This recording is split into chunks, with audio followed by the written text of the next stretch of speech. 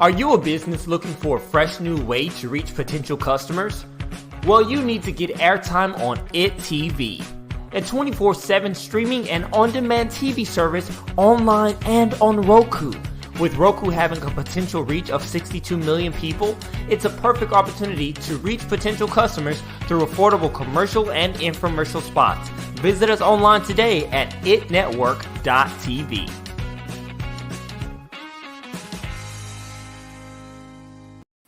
Good morning, and thank you for joining me on another episode of the Roundtable Talk Show. I am your host, Sharifah Hardie, and we have an incredible show for you today. We have a couple of surprises, and it's going to be a lot of fun. So just invite you to go ahead and let your network know that we are live. So them, tweet them, email them, make a post, whatever you have to do. But as I always say, friends don't let friends miss out on the Roundtable Talk Show. So while you're going ahead and introducing the show to your friends, I'm going to introduce one of my friends. You saw him on the show previously, and we had a lot of fun. So we had to bring him back to let you know more about him, Mr. Mike Sanders. Mike is a financial advisor, accountant, and real estate investor that loves to educate clients on how to better their lives. Good morning, Mike. How are you? Good morning. Good morning. How are you? I am excited to have you back. That's good to be back. Thank you for the invitation.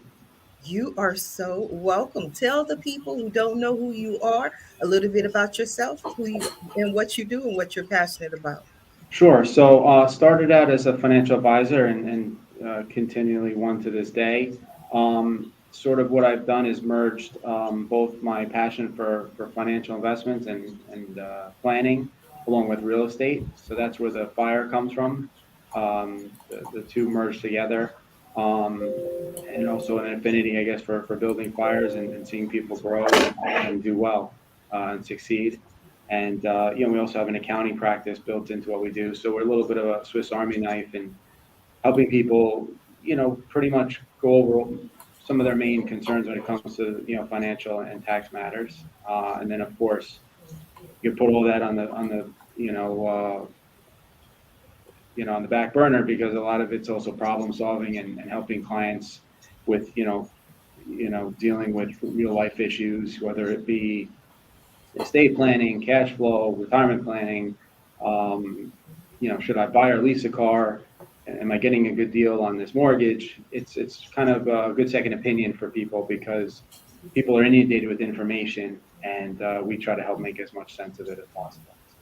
Wow. Now I'm going to go into questions later, but I just wanted to ask real quick. You said building fires. That's what you do. Usually I hear most business owners say putting out fires. So what is building fires? That too. Well, building is your investments in real estate. So to me, it's really, through, educating clients, what to me, your main home is not an investment. That would be more of a lifestyle choice, but real estate would be, whether it be an income producing property like a 2 or 3 family home and beyond, something I've become more of a proponent of as of late with obviously the success of Airbnb has been the second home, vacation rental market.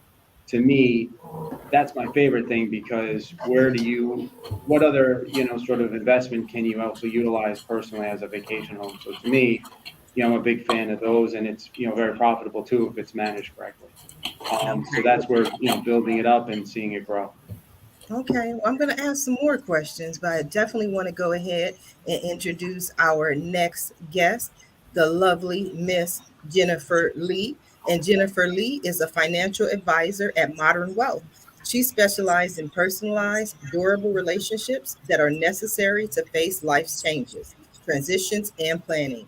Having a trusted advisor, advocate, confidant, or coach is a resource for anyone who is looking to manage their transitions, relocation, divorce, job change, retirement, sale of a business, or even suffering the loss of a loved one. Good morning, Jennifer. How are you? Good morning. I'm doing well. Thank you for having me. You are so welcome. Thank you for being here. So we're going to get a lot of financial advice today, I see. We're ready. We're ready for it. Bring your questions. Tell us a little bit about yourself, please.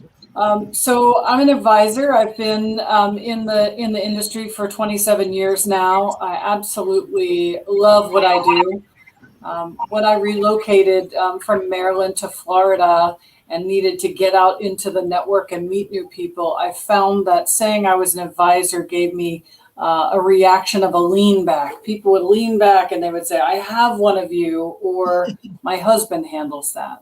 So I took an approach to look at my market and say, who do I love to serve and who are the best clients for me, and how do I, to use the title of my book, squeeze the juice out of my practice and what I love to do. And that was finding a niche, and my niche is women in transition. Of course, we don't discriminate. We work with happily married couples. We work with men. We work with business owners. But the niche is really that group of women who are transitioning, whether it be through divorce, loss of spouse, selling a business, big changes. And our job really is to help facilitate them through that, right? So we all have challenges and lots of things that are balls that are in the air when we're transitioning. And it's really, we're that sounding board, that person that can be a stable conversation point, and we help facilitate through that. So that's really what our practice is. And during COVID, being an advisor, we're a little bit type A personalities. I was up early, and I would write and a little bit each day, and finished and published a book called Squeeze the Juice. So very excited about that. I'm excited as well. So we're squeezing juice and we're building fires. We're going to have an interesting show, but I want to go ahead and introduce our next guest, the lovely Miss Amie Dean. Amie is a certified clinical trauma counselor and an Ascension Coach. She helps driven, empathetic women struggling with self-criticism and not feeling good enough heal their inner child wounds so they can live an authentic, spiritually awakened life true to their souls. Good morning, Amie. How are you? Good morning. I'm well, thank you. And I'm very excited to be here. So thank you for having me as well. Absolutely. So what we're going to add to these fires and to this juice, Miss Amie? Yes. So what I think you said it perfectly. What I do is, well, first, I guess I'll talk a little bit about how I help. I help spiritually or empathetic women who are struggling with imposter syndrome and really have a tough time with understanding who their inner child is, or how to connect with their inner child, and struggle with healing their inner critic. And so these women are typically struggling with just being in the workplace and feeling like they can move forward in a positive way without getting drugged down by those negative mind patterns. And essentially, the people I love working with are just really excited about their spiritual and emotional growth. And often, as we talk about healing the inner child, I do get, some looks around that, like, what does that mean? What does that look like? But, we all have an inner child. We all have an inner child that's innocent and playful and silly. And as we become adults, we tend to kind of lose that a little bit. And, in addition to that, we also, a lot of us, actually almost 90% of people, have trauma. So with that, we've got these wounds that we're carrying into adulthood, and it's affecting our relationships, our ability to be fully present in our everyday lives. And so I'm here to help make an impact around that. Oh, I love it. I love it. Definitely have questions for you, but I want to go ahead and introduce our next guest, Mr. Zack Jamasi. Good morning, Zack. How are you? Doing for having me on the show. Well, I love to learn more about you. Absolutely. So I'll just take it from the top. So my name is Zack Jamasi. I am a active real estate agent. I'm a real estate coach, a licensed digital marketer by Google. Furthermore, I'm a musician, and that's where the passion lies. And through my day-to-day, I'm a marketing director for a beverage company. I do a lot of consulting, work with Fortune 500 brands such as Nespresso, Canadian Tire, just to name a few. And yeah, I'm super excited to be on this journey in relation to my music career, and really, share with the masses what is achievable on a day-to-day basis. Yeah. Well, please share with the masses how you can do all of that in 24 hours. Sure. So my days start at around 5 a.m. I have accountability coaches that help structure my day. I have personal assistants, social media coordinators, all on a personal payroll that really help organize and structure my day so that I'm able to allocate my time wisely to the different businesses that I'm involved in. Most of these businesses are to essentially, earn an income, pay the bills, and help fund music. As an independent artist, it does get expensive, and industries like real estate and consulting and coaching really help, with video production, with marketing dollars, with advertising, et cetera, et cetera. Yeah. Okay. And don't you have don't you have a new music video that's out? Can you tell us about that? I do. Yes. So I have a teaser that's out right now on YouTube. The song's called No Love. I've dedicated that to a friend that I've lost in a motor vehicle accident. So the song is actually very meaningful to me. My last single that thank you. My last single that I put out on YouTube hit 1 million streams during the pandemic in about, I'd say, 5 to 6 months, which was a huge milestone as an independent artist, and not having a huge label backing you or funding you to achieve a number like 1 million. I think that was definitely an accomplishment. So I'm really excited to put out the second single and see what it could do for me. And I'm starting to work with some really exciting names. I don't want to spill the beans yet, but some of them you may know of already in the industry, and some are emerging. So yeah, that's a little bit about me and what I dabble in. And I've been doing marketing and digital marketing on Facebook ads, TikTok ads, Google ads, probably for the last 15 years, helping small businesses, medium-sized businesses, and even Fortune 500 brands grow. We'll talk about all of that, but I got to see this video. I got to see, you made it sound all amazing, so I got to see. Oh, this is beautiful. And I float and I'm gone. I'll be living through my wrongs. If you try me, get you gone. 10 toes down, cause I could die if I lie. Turn 10 pounds into a chain, that's alright. They been faking me and I've been keeping track. You've been talking to me, all I hear is cash. All this dripping got me looking like a tap. All I know is how to jug and how to trap. All I ask is how you keep this shit a stack. Show me love and I'ma get that shit right back. Get that shit right back. Wow. Thank you. You almost look like two different people to me. Maybe it's just me, but you look like in that video, I would be like, oh, he's just so arrogant. He's so stuck up. He has all these ladies around him. And I'm speaking to you as an individual, and you just seem like the nicest guy.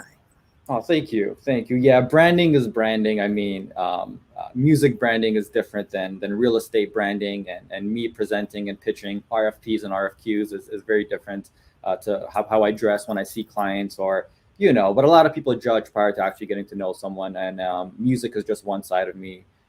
There's a lot of different angles you can kind of look at me and get to know me, and yeah, lots to me. Do you suffer from imposter syndrome? No, I don't. Although I have heard that before. Yeah, no, just in an industry where marketing is really important. You have to fit the brand for a specific niche or a demographic or a target audience. So every business has their audience and key individuals that you want to reach out to, whether it's on a digital platform or in person. So my presentation is very different for real estate, and I never mix all three businesses together. So yeah. Okay, well, we'll see. So I'm gonna go over here and ask Jennifer. Jennifer, do you suffer from imposter syndrome? I don't think so, but I think we need to dig into that a little bit more. We will. I'm doing my survey first, and I'm gonna go back over to Amie, and we're gonna dig into it. Mike, imposter syndrome. Wait, Mike, we got to get you off mute. Okay, no, Mike. not imposter syndrome, but I think we relate to a lot of people just because what the field we're in and all the different backgrounds of people we deal with. So I wouldn't call it imposter syndrome, but I guess it would maybe assimilation syndrome or something like that. Assimilating the personalities, the different personalities into one person. Well, I would just say, assimilating ourselves with people just because, they deal with so many issues. We try to be kind of, experts in many things, and where we're not, we kind of outsource it to people that help them out because, there could be some long-term consequences with wrong decisions in life. So, but definitely no imposter syndrome here. Okay, well, that was my survey, Amie. We talked to some people. Nobody has an imposter syndrome, but we have to dig a little deeper into it. Yeah, let's go for it. I love it. I love how it's just right there, right? That big question. So I would say that imposter syndrome, if we talk about what that looks like, what that feels like, it's all about this sense that actually, usually the people who are struggling with imposter syndrome, I'll start with that, are those who are very successful, right? It's those who are in higher level careers, who have a lot of pressure, a lot of things on their plate on a day-to-day basis, entrepreneurs. And there's this tendency to feel as if this level of success, right, is almost like it's not connective, right, to who you really are. It's almost like this feeling like, oh, I've made it, or I'm where everyone says I'm supposed to be, but yet I don't feel capable to the level that everyone thinks that I'm capable. Or it's really, a fear of failure in the background of what if this happens and everyone thinks I'm so capable and everyone thinks I've got it together. And there's this fear. What if they find out that I don't? What if they find out I make mistakes and I'm human and I do things that people might not expect? And so it can be really tough, I think, for anybody, leveling up in success to come to this understanding around authenticity and vulnerability. And these are things that, people, especially who struggle with imposter syndrome, might have some trouble with as well. Okay, so Jennifer, we went into it a little bit more. Does that give you a better understanding of imposter syndrome? Thank you. It does. I do not suffer from imposter syndrome. Being an advisor, you really, if you're going to be effective in your job, you have to be empathetic and you have to really understand, other people, and I think you have to be authentic. Otherwise, I've never been a hard salesperson. Actually, my background came from accounting. So, to actually have to do sales and present yourself and pitch yourself in a certain way, that's never been my thing. So I've really always tried to be authentic and empathize and just relate to people on their level and on whatever communication that you can dig in. I like to really have a meaningful conversation, not an ancillary one. I'm the same way. All that small chit chat and I'm not, how's the weather? That bores me out of my mind. So we dug into it, Amie. We figured out that Jennifer's, I wouldn't even see her as someone who suffers from imposter syndrome, just off the bat. But one of the words that you kept mentioning, Amie, was the healing. They help them heal, help them heal, help them heal. Is there ever a point where a person, like an illness, is healed, right? But with our personalities, is there ever a point, in your opinion, where someone's like, okay, I absolutely never have to worry about that, never have to think about that ever again? Yeah. Oh, that's a great question. I would say absolutely. And you're right. It's a little easier, right? When we're talking about physical pain and physical problems, you can say, oh, my knee hurts today and tomorrow it doesn't hurt. But when we talk about, emotional wounding, it can be a little trickier. And yes, sometimes we can do the healing work, and let's say a few months or a few years later, there's a trigger that we never, could have anticipated. And all of a sudden, boom, right? You're back to having some of those same, feelings that you were having before. Now, with the work that I do, though, with clients, typically, we go into, the depth of what's really happening in your psyche, what's really happening in your mind. So a lot of us, we kind of live on the surface level. We don't really know 100% what's going on in our subconscious, what is happening underneath the surface of our everyday reality. And so what I help clients do is get into the depth of their experience, go into their body, which is where a lot of our wisdom is carried. And from there, they can discover more about these different parts of them. And I call these subpersonalities. And these subpersonalities, everyone has them, right? We have a part of us that is like, for example, if you're a mother, you have a mother subpersonality. If, you're a business owner, then you act in that role. So we have tons of different roles that we act in on a regular basis.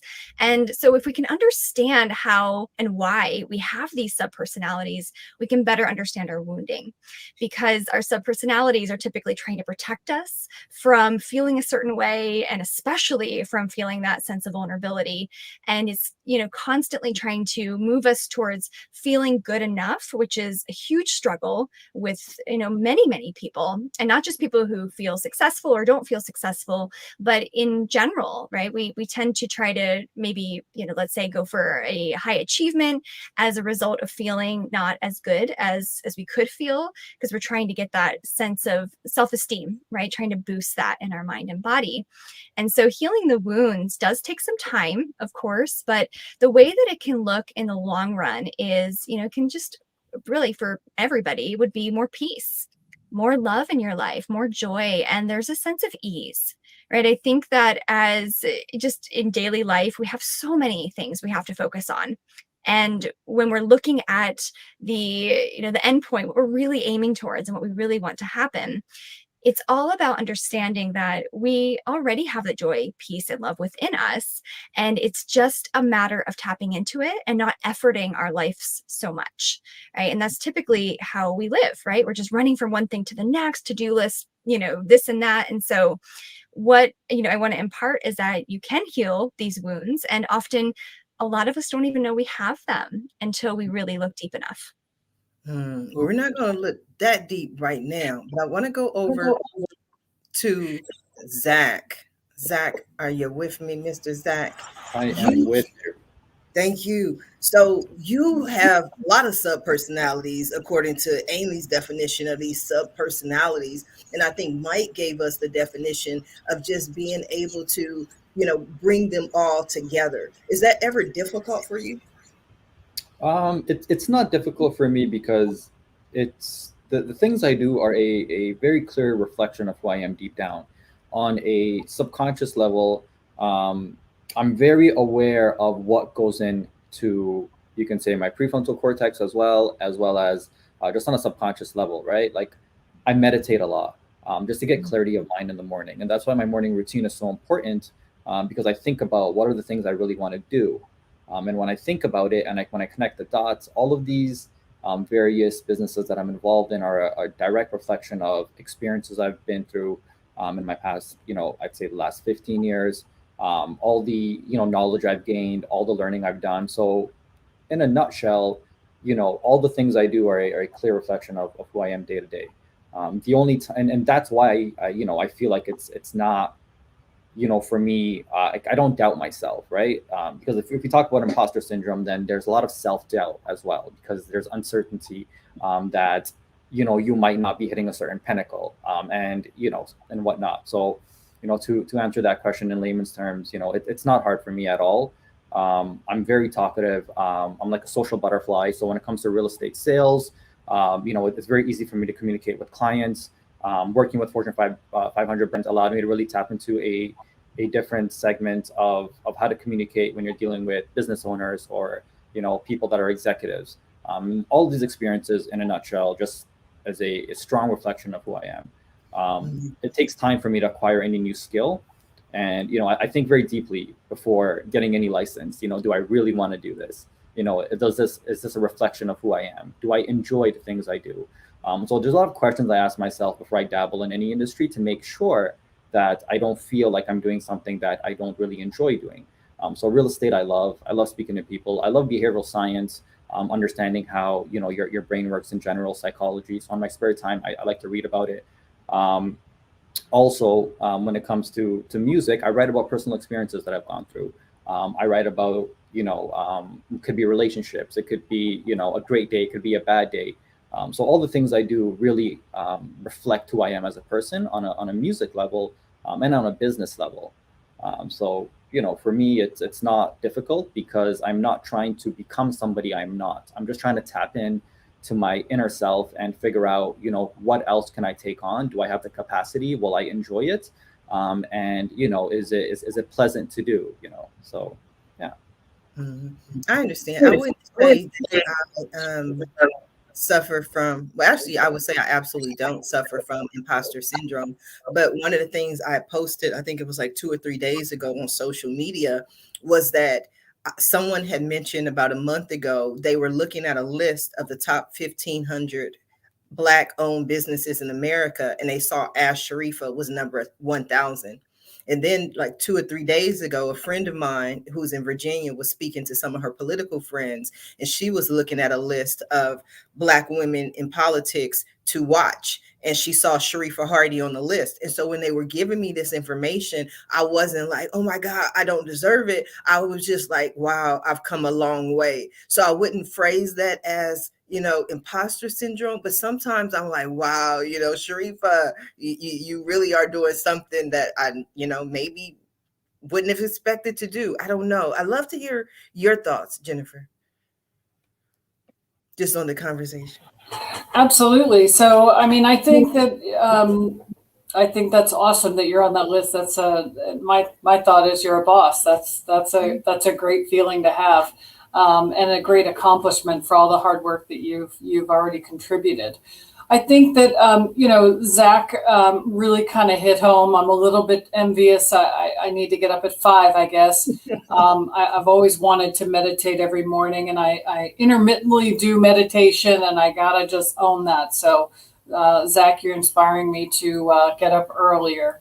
But I think it's a lot of self-work. I must have 500 books on Audible that I listen to and just try to constantly grow. In my practice, I'm always looking to attend a conference and reach the expert in the room, in the area, and just see how I can expand and how I can grow and do things better and do things more efficiently. I attended a meeting last night and met another advisor who's in St. Pete, and she's just rocking it, and it was just very impressive. And it's always fun to explore what other people are doing and how they're doing it well. So I think it's just important to continue to grow. And as far as dealing with clients, I'm constantly looking a little bit behind the curtain. So, you have to dig deeper and ask more questions to understand why people are making certain decisions. So it's not just taking a new job. It's what is that going to mean to you? What is that going to mean to your family? Is that $20,000 really worth having to work more hours? Or is the current situation more supportive for your family because you can work from home? It's really evaluating the soft components that it's not always in the numbers. So you have to dig a little bit deeper, and that's what we try to do. I think that's wonderful. And I will tell you, you do not have to get up at 5 a.m. to meditate. It's not a meditation requirement that it's 5 a.m. I wake up at 5 a.m., but that's not just so I can meditate. And I do meditation, but I always forget. And then I'm like, Sharifah, you haven't meditated in a couple of days. And I usually notice I haven't meditated right when I'm getting more irritable. I'm like, okay, you gotta slow it down. Mike, my question is, what time do you go to bed? If you wake up at 5, what time do you go to bed? 6 p.m. That's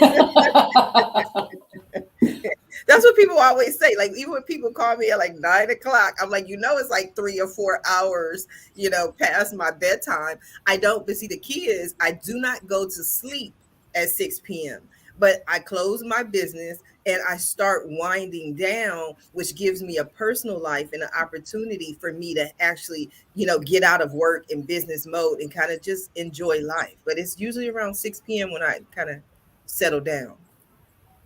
Yeah, I mean, there's nothing wrong with being a night owl. I mean, it's what works best, I would assume, just based off all the readings I've done. For me, I just find it more peaceful to be awake at an hour where there's less distractions, right? Yes. So that's the trigger behind why I do it. It's easy to focus. It's easy to plan my day before everybody's awake, before the emails start coming in, before the text messages, et cetera, et cetera. There's about 20 people I manage on a daily, basis. So I need my space to gather all my thoughts before we get into the busy workday. And also, I've had a few near-death experiences. So when it comes to working out and just being active, I need an allocated period of time where I work on recovery for my shoulder, or it could be my lower back, before I actually get into a workout. So the whole 5 a.m. methodology works for me, but for some others, it could be 6, it could be 7, it could be 9. It's what best fits your lifestyle. I phrase it that way. Yeah. Absolutely. There's no right or wrong. in terms of what time you wake up, for sure. No right or wrong. Interesting conversation. We are going to stop for a brief commercial break, and then we will be right back. You need jordansrooter.com. Get free estimates, 24-hour service, special discounts for seniors and veterans. That's jordansrooter.com. Have a home repair or some remodeling you need done? No problem. We can handle all that too. Give us a call today at 800-300-0358. At Jordan's Rooter, we take pride in our work and always make sure to get the job done right the first time. That's jordansrooter.com. We want to be your Mr. Fix-It. I've had this problem. Big problem. I really needed A good business consultant. And I kept searching and searching. There are so many choices. It's really hard to find one that has all the things on my list. But I finally did it. Yes. Thank you. If you are looking for one as well, look no further. Here's a really good one. Just use mine. Use mine. I'm very satisfied. Definitely recommend. Problem gone. Thank you.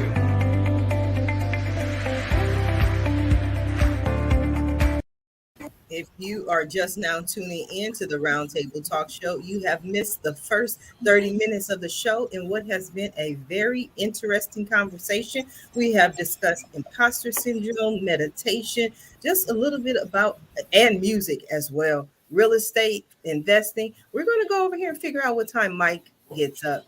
Mike, what time are you up doing your meditation? I believe in the just-in-time waking up scenario. So no alarm clock kind of works well these days, or I guess for a while now. So probably, like I said, just like the last minute. So I'd say maybe like 7:30. I will, I did write down a few notes on what everyone was saying, and I think everyone touched on some really key points. Zach touched on behavioral finance. Or behavioral science, I'm sorry. And, there's a lot of behavioral science that flows into the financial world also. And we're big proponents of that because, people do act in sort of these sort of, groups. I mean, one of, recent confirmation of that is Bitcoin and cryptocurrency. People are just, there's a big fear of missing out, and people are investing into something they have no idea what it's all about. Some know more than others, but to me, behavioral science and also behavioral finance is a big part of us educating our clients. And there's a lot of studies, from University of Chicago that mention these items, and that's an important topic that he brought up. Also, I guess with the meditation too. I was at a few conferences, and one of the conferences, the segments that really stuck out for me was an item called white space. And I believe that's what meditation tries to get. But white space is, sometimes just not even meditating, but just having like going for a drive and having nothing or no distractions. And that's where sometimes the greatest ideas come from. In fact, I think the theory of relativity, from Albert Einstein came from him skipping school and just being out and about, and it just kind of came to him. So and then to touch on what Amie is talking about. I think with the pandemic, us as advisors have really been, a bit of therapists for clients. And I think there's definitely a lot of trauma that many people have gone through dealing with what's gone on, not only from a financial standpoint, but definitely a, mentally, with having all this downtime and not being able to be with family and friends. So I think, for, what, we're all doing, we're helping people greatly in what they'll need. So I think it's going to take many years for people to, kind of go through all this and kind of work it out and try to, move on, because it was definitely something that, I'm a historian of the markets, and I don't think, between, we've dealt with, tech bubbles in 99 and 2000, we dealt with a financial crisis, but I think this pandemic was definitely something that was definitely out of left field that we never thought in a million years could happen. So that's sort of our job too, is to keep people on their toes, to say, hey, don't look at, this whole recency bias that all of a sudden, some of these, large, growth names and stocks are doing well, and really look back and look at your financial plan and make sure you're not, sort of, exposed anywhere. Because I think right now we're in a crazy little spot where I think people are just getting very comfortable in where they are. And I think we have to be the voice of reason to say, hey, listen, markets have done well. It makes sense to rebalance, not take excessive risk, and just make sure that, we do the right thing. I hear you, Jennifer. Your thoughts on what Mike had to say. One moment. Okay. There we go. Most definitely. Clients today, they want to talk about, they get distracted by news and by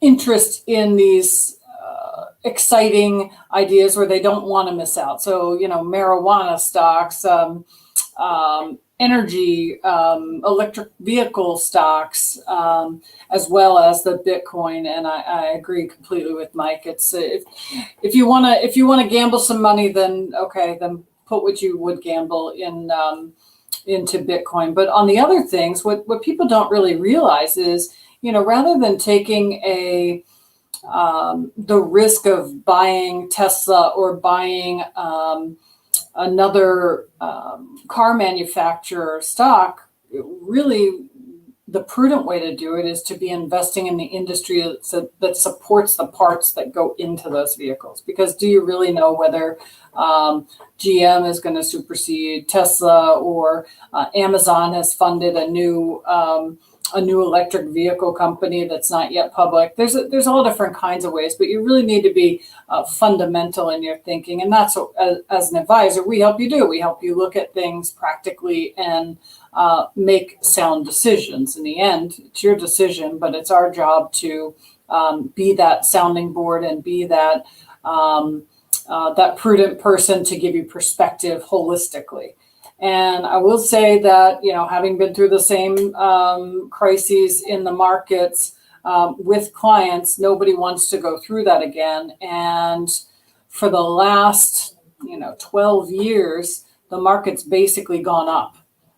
You could have pretty much been in any index and stayed in up and down, and you would have been okay. We're not in that environment anymore. And so there is this false sense of security. Hey, my account's doing great. It is. That's wonderful. But let's really reevaluate, because it's been 10 to 12 years. You're 10 to 12 years older. We need to reboot. Let's look at, what is your tolerance for risk today? What is your timeline to retirement? What are your cash flow needs going to be? And let's really get perspective on your financial picture. So that we don't have those unnecessary risks. These are basic things for Mike and myself, right? That's our job, is to help you go through the basics. And there's no reason to not have those maintenance parts of your financial strategy. Amie, I'd love to hear your thoughts on the conversation.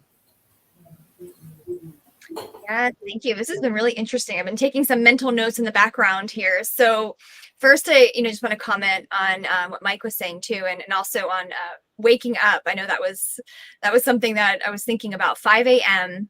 I am not a morning person, and I just wanted to note one thing about that. I know for some of you, maybe you've heard and maybe possibly something about the chronotype. And we all have a chronotype, which is just based on science and psychology, and that we wake up at certain times due to our, just how we are made. And there's really no way of changing that.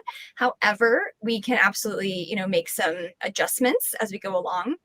So what was interesting is I was thinking, I'm a lot like Mike in this way, where like 7 a.m. is really good for me, and I don't think I can get up much earlier. So on that note too, and on the topic of meditation and connection, I would say, especially around the pandemic, I mean, my goodness, this is such a big topic, and I can, hear that we're all really talking about a major theme here, which is around crises, right? Whether it's financial crisis, whether it's a mental emotional crisis, I think it all comes together, right? I think that this is absolutely, something that we're all dealing with, right? Is seeing these huge changes in our world and seeing how challenging it can be, right? On a mental emotional level, to be able to sustain our same routine, to sustain our same lifestyle, and to feel secure. So I feel like a big message here, right? And what we're talking about is about security, right? And understanding that, sometimes we're not going to feel as secure as we think that's we think we're going to. I mean, we're coming down to this idea around, just the impermanence of everything. And we tend to get into a routine of things, and then COVID hit. And then it was this recognition that maybe we actually don't have it all together. Maybe we don't know what to expect. And I think it's humbling in some ways, right? To remind ourselves that we are just going with the flow and we're not as in control as we'd like to be, but that there's, some things we can do to make these changes, and that there are some things within our power. And I would say, number one, I love the topic of meditation. I'm actually a mindfulness instructor as well. Forgot to mention that at the beginning. And this is something that absolutely can help us tap into our resilience, which I think is an important topic, huge topic. And, as we recognize our resilience, which just simply means that we are more able to bounce back from situations that might be challenging, right? Dealing with financial struggles, dealing with, challenges that, and I know, Jennifer, you talk about women in transition, right? Dealing with transition, going through hardships of any kind. If we can tap into our own personal resilience, then we are setting ourselves up for success in this way. And we often don't know how resilient we are until we face, a lot of hardships too. So I know we've been talking about that on some level, but I thought I'd bring that up, the topic of security, resilience, and discovering, who we really are in the process. Absolutely. Working with the women in transition, Jennifer, what are some commonalities that you offer them? I mean, why work? Was there a specific reason why you decided to focus on women in transition?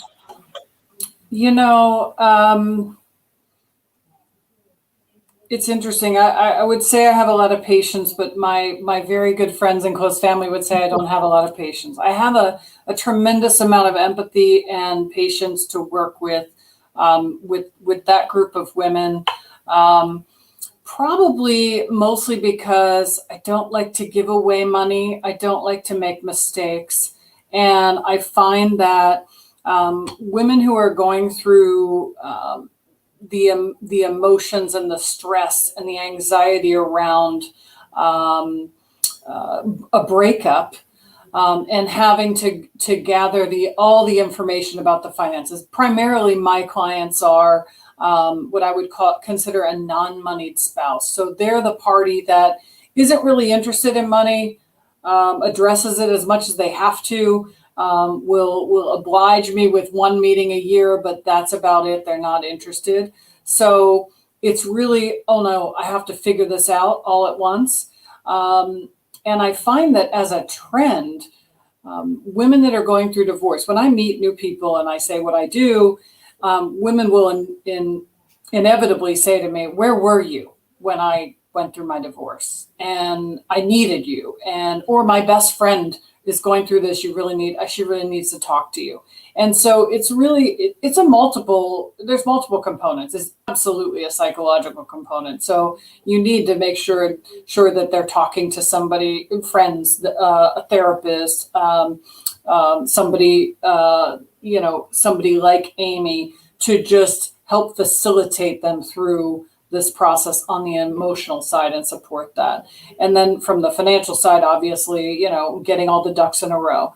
I find that women tend to get exhausted from the process and just want it over, right? The relationship is over, they want to move on, and so they give up assets too quickly. And that makes me crazy. So I try to coach them, help them, support them through that process to make sure that they get their fair share. And don't make mistakes. Like often women will want to keep the family home. Well, it may not make sense to keep the family home if that's going to be where all of your assets are, and now you're house poor, right? So we really need to talk through the emotions of that. What is it about this house? Is it, do you really need that house? And is it going to be that much better for your children or that much better for you? And really talk through the psychological and emotional components of that, and then extrapolate that and put it into the financial component. And of course, there's the legal component. So we try to coordinate with their attorney oftentimes attorneys, they're great at what they do. They don't necessarily look at the account structures the same way that I do, from a tax perspective, from a liquidity perspective, or from say you have a woman who's going through a divorce and there's going to be alimony. Well, if you have a 40-year-old woman that's going to receive alimony, we want to have a life insurance policy on the ex-spouse so that there is a guarantee of future income, because God forbid something happened to them, boom, the alimony is gone and that's your livelihood. So there's a lot of parts that really need to be orchestrated. And I kind of like a lot of stuff going on. It was very interesting, but I got a lot of information. I just want to know if Mike deals with some of the same issues as a personal or financial advisor.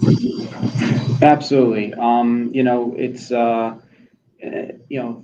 my mom always said the three hardest things in life are death, divorce, and moving. And we happen to pick up the phone and you can get all three of those calls. So yeah, it's definitely we're a life coach. We basically help people through tough times.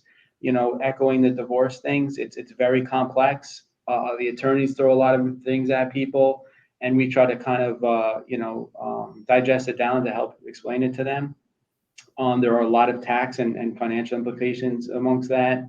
And then, of course, losing a loved one is very challenging. We're sort of like that, sort of the shepherd for these families, because if the husband is normally the money person to discuss it, they kind of leave the spouse in the lurches a little bit. And that's where we try to come in and try to avoid that. But it depends on the ages. You have the older folks out there are never going to change, and it is what it is. I think the younger couples out there are definitely, if you're dealing with a millennial couple, they're on it. If you're dealing with a boomer couple, a little different. And then I guess the in-between generations, it's hit or miss on which way they are. But to echo what Jennifer said, a lot of people, maybe on the woman's side of the fence don't want to be bothered with the financial stuff. And then there's some that's all they do, and they take great pride in it. So to me, it's it's a lot of moving parts, and again, you don't know. We're sort of like the fire department. There could be some idle time here and there, but next thing you know, we have to answer the phone call, and it could be a rough one where someone had passed away, someone had a heart attack, or recently we had a phone call about a client who got had fallen, and his recovery is going to be slow and hopefully steady, and will fully recover. But you have to plan for these things, and Jennifer touched on the insurance is important, but you got to be careful on insurance because it's expensive. So to us, we're always thinking of more term insurance. Whole life is a whole nother animal, usually more for maybe estate planning and stuff, but you just want to make sure there's you're covered in case of a God forbid a moment, and that's sometimes what comes in, and that's why you want to have term insurance, because that's why you see some of these GoFundMe's for people that lost a loved one. If the proper conversation was had about life insurance, you maybe see less of those GoFundMe's needed. Absolutely, I definitely agree. I want to go over to Zack for a minute. When Amie was speaking, one of the things that she spoke about, one of the words that she spoke about was the word resilience. And even when she was saying, and I was like, oh, that's Zack stands out, because you talked about getting up at 5 o'clock in the morning to have enough time to work on some of these previous injuries that you have and make sure that you are in shape. Were you always this resilient, or was there someone in your life or a book that you read that said, you know what, this is how you bounce back? I think growing up, I had a lot of family in business, and my dad, amongst all his brothers, wasn't the most financially free individual in the family. So where my resilience and strength to do the things I do come from is I'd say first and foremost living through a near-death experience. I was actually hit by a car. The driver had a heart attack, and he ran over me. So I had broken my fibula bone, my tibia bone, fractured my ribs, my collarbone. I couldn't walk for 2 years. Then I had to train my brain to send signals back to my lower body properly so I can start moving again. I think, that experience and when you're in that situation, sheds light on everything you've been through. And it's hard to put in layman's terms and explain, but, certain images come to you that are way deep and buried in your subconscious. And it just makes you more conscious of life, and the variable that we can't control, which is that anything can happen at any time. So with that being said, I developed a tendency to value time. It's the only resource I can't get back. So I personally like to spend that time very wisely. And death is also part of life, and it's something that seldom is spoken about based off all the distractions that we have on a day-to-day basis in life. So I don't think many people wake up thinking about what if or tomorrow this could happen, or I have only X amount of years left, right? So I'm somebody who more of a visionary as well, right? So I'll think about these things like, okay, well, if the life expectancy of a parent at this age is 20 years, then I need to live my day-to-day different, because the person who just came up on my list and on my calendar to meet have the life expectancy of another 50 years, right? So where am I spending my time based off my relationships with people, and based and the timeline that I think is approaching. So that's kind of how I value time. I like to spend it wisely, and I take into account on a daily basis that we're not here forever. Interesting way to look at life is where the minute we're born, we're dying, right? And I don't mean to say that in a negative way, but our organs, our body, after time, certain things happen to it based off our maintenance. So to backtrack a little bit and not digress, I do need that time to work out, and stretch, and make sure that my injuries are fully recovered, and it's not an easy thing to do, and it takes a lot of commitment and dedication.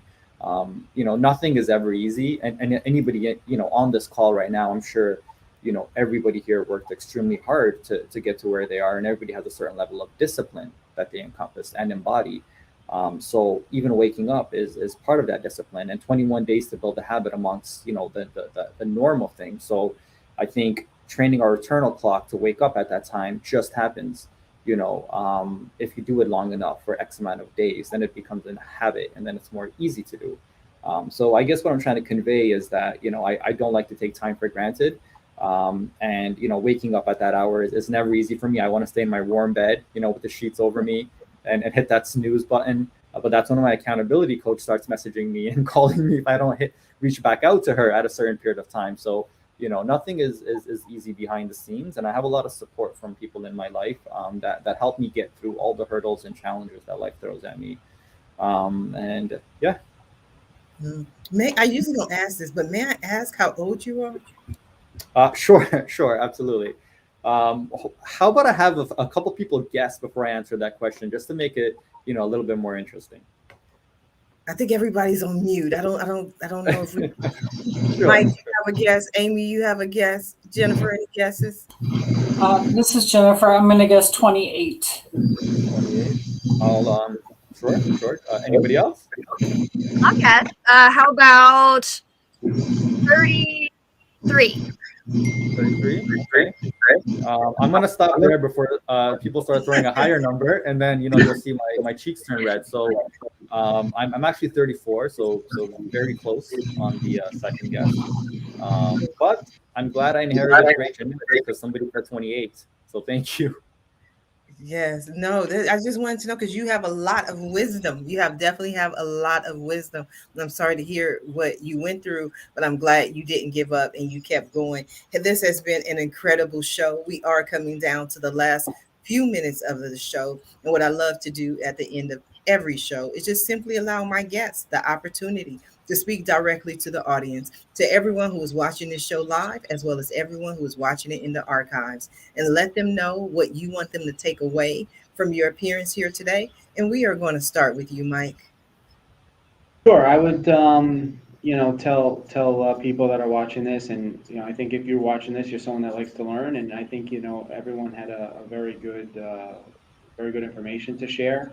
And I think if people have further questions, they can go to everyone's website or Instagram and just look further into it. I've kind of tried to utilize Instagram more to help educate people, because I feel there's just a lot of sort of noise out there, and just really would like to just help as many people as possible.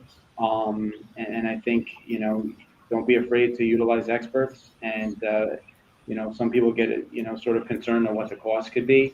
I think, any professional, outweighs the cost with their expertise, and especially through their experiences of handling all different, aspects for different people and different situations. So to me, that would be the I think big takeaway is to just maybe do some further research on how any of us can help people out. Absolutely. Thank you, Mike. Amie, what do you have for the people? Yes, thank you. First, I just wanted to comment on what Zack had said. I just want to say, number one, I'm just so sorry to hear about all that you've been through. My goodness, and talk about resilience. I think you're an inspiration for that, and we're also kindred spirits in the way of looking at life and time as being something that is it's one of the most precious resources we have. And you're not the only one that thinks about death, not in this morbid kind of way on a regular basis, but every day I'm also involved in stoicism. I don't know if you're familiar with that, but it's just contemplating your death and looking at how your life matters, in the greater whole of that. So I just wanted to mention that piece. And then, for everybody listening, I just, completely appreciate you being here. And it's just such a lovely conversation with everyone. As far as the takeaway, I would say, for those of you who are interested in, discovering more about your deeper self, understanding more about who you really are, healing trauma, healing imposter syndrome, really taming that inner critic. If that's something that you're interested in, you can reach me at the website. It's one-awakening.com here on the screen. But then I also have a free downloadable guidebook, and this is to help you deepen your spiritual awakening journey. And this also helps, with healing your inner child. So that is, the link is One Awakening. So that's ONE awakening.us/podcast. And you can download it there. And feel free to reach out if you have any questions and if you'd like to work together. Thank you, Amie. Please put the link in the comment section of the post. Zack, we're going to go over to you. Zack, what is your takeaway? Yeah, no, I mean, very insightful conversation. As far as takeaways goes and soaking in what everybody said, I think, first and foremost, it was an honor for me to be amongst everybody on this call. There's just so much value I feel everybody brings. So thank you first and foremost for having me here. And secondary, if you'd like to listen to my music, you can find me on Instagram at Zack Jamasi. If you're interested in learning how to acquire an abundance of leads to your smartphone device on a daily basis in any industry. It could be real estate, it could be mortgages, it could be, the construction industry, et cetera. Feel free to check out realtyleadgen.com. That is my website where I sell and teach digital marketing courses. I'm also on Udemy. You can purchase my courses on Udemy, where I walk through how to acquire new leads for new developments, existing developments, residential, commercial, et cetera. Is on there as well. And if you just want to, consult and just chat, feel free to also reach out to me through my social. And super excited to release my music video for the single No Love that comes out next month.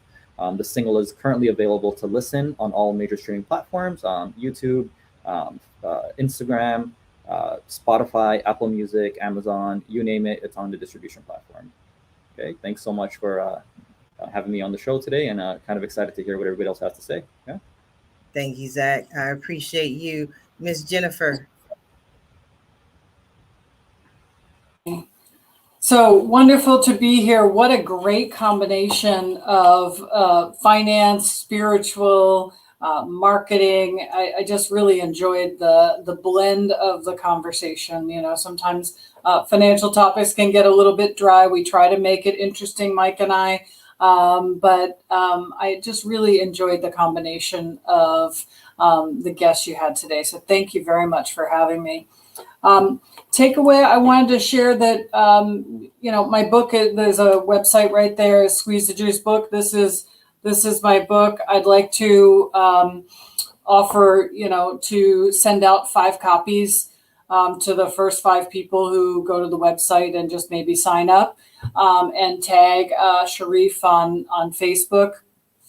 And then, I would take those 5 and then do a drawing from there and offer a squeeze the juice conversation. So what are your burning financial questions? What are your, do you want to have a quick look at second opinion on your current strategy and answer any questions? No cost, no obligation.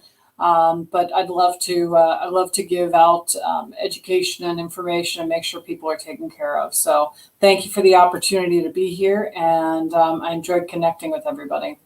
Absolutely. Thank you. Please put that offer on our Facebook page, facebook.com/the Roundtable Talk Show. It has been an amazing show. I want to thank you all for being guests on today's episode of the Roundtable Talk Show. And I especially want to thank everyone who tuned in to watch this show live, as well as everyone who is watching in the archives. I really appreciate your support. You have all been supportive all week, and I appreciate you watching. I appreciate you sharing. But as always, please support our guests. Visit their websites. Pick up a copy of Jennifer's book, Squeeze the Juice. Go over and work with Amie. Get all your trauma and all your healing done with Amie. Zack has some music you definitely want to check out. Mike, he can work with you as well. He'll help you to build that fire. So support our guests. Visit their websites. The website links are in the description. But I also want you to follow them on social media. Reach out to them. Send them a message. And when you do, please let them know Sharifah Hardie says hi. Now, if you're interested in more ways that I can help your business, or maybe you want to be a guest on the Roundtable Talk Show, please visit my website at AskSharifah.com. Until we have a long weekend, until Monday morning at 8 a.m. Pacific, everyone have a safe and a blessed day. Bye now.